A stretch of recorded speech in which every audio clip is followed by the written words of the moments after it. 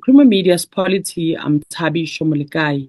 Joining me today is Professor Raymond Suttner, here to unpack the ANC's new political education program, a contextual examination, part one. Why do you consider political education so important that you devote two articles to it?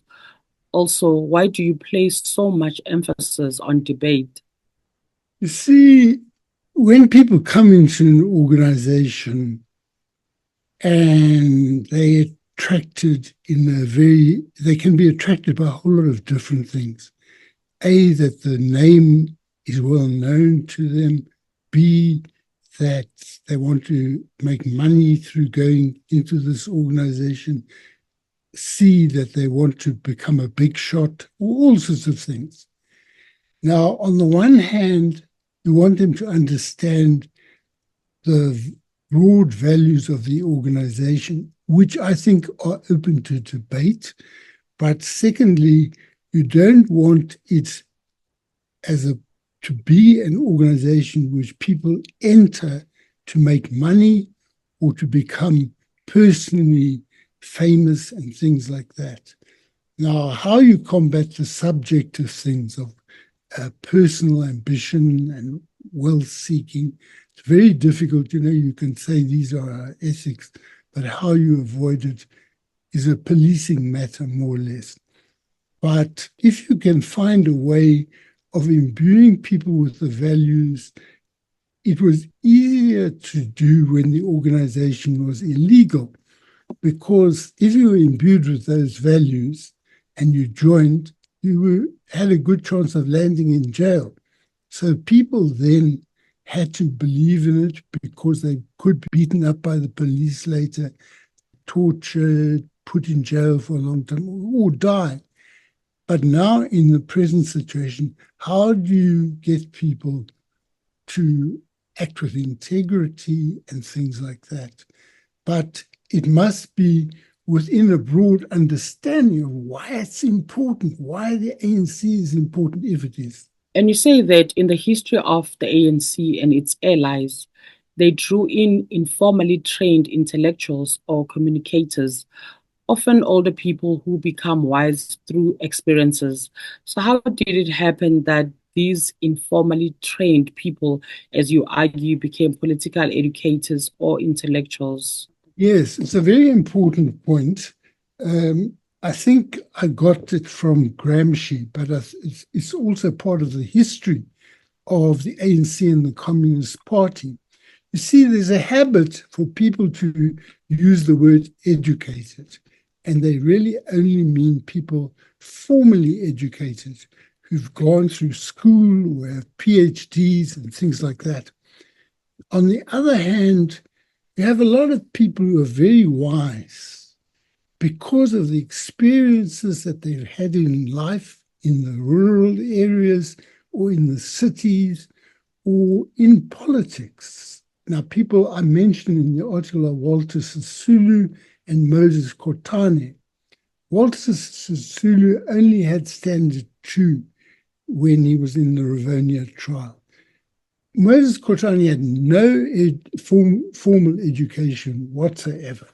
These are two of the wisest people the ANC ever produced.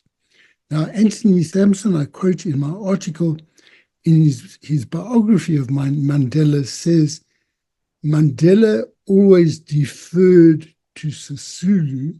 Now, I thought he was going to say on strategic matters or do this or don't do this. If Sisulu says no, he didn't do it. But it wasn't that. He said intellectually. Mandela had 2 degrees, Sisulu had none. So we're talking now about a certain type of knowledge that needs to be respected, which is not the same as going to school. And lastly, you argue that for the period after 1990, when you were the first post 1990 head of political education in the ANC, that it did not become dogmatic because the content had to change because conditions had changed so substantially. So, Raymond, does this mean that before the 1990 changes, there was a tendency to dogmaticism? Well, there may have been, in the sense that people were holding on to a situation where they had to believe in these ideas to deal with the difficult conditions of being a guerrilla army or exiled people working illegally for the ANC, or underground people inside the country working for ANC and the Communist Party. There were debates in the journals Sechaba and the African Communist. There were debates. There was not one line. However, the situations of the time were different, say, from inside, where people would engage with individuals who were at university, who were reading these new political ideas, which may have cast question on the ANC's policies. So there could be a tendency towards dogmatism, but wasn't the type of dogmatism which said nothing else goes.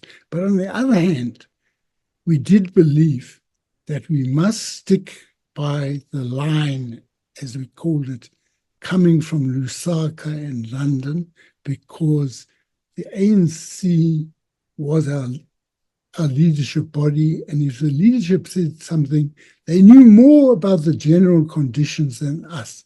So in that sense, we did stick by it. But I wouldn't necessarily call that dogmatism, because after 1990, when there was more space, there was more debate.